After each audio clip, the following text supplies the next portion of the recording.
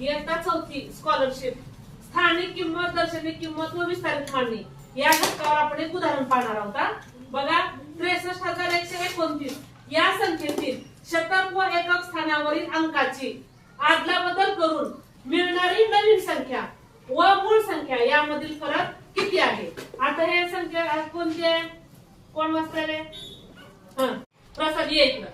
या संख्या वाचवर कोणत्या संख्या? 63,129. बघा 63,129 हे संख्या आहे. बस खाली. आता इथं काय म्हणलंय? एकक आणि शतकची आदलाबदल करायचं. एककची आणि शतकची काय करायचं? आदलाबदल करायचं. कोणती संख्या मिळाली आहे? वाच.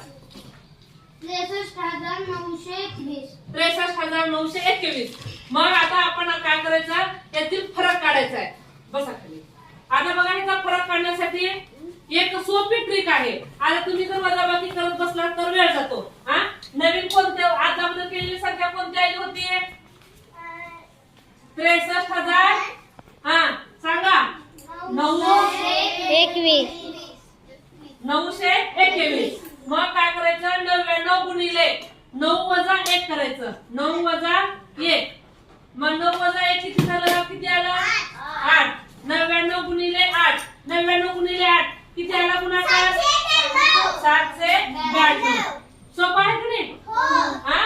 तुम्ही जर वजाबाकी करत बसलात तर काय होतं? वेळ जातो. 63,129 हे वजाबाकी करत बसलं की वेळ जातो. म्हणजे सोपी ट्रिक आहे.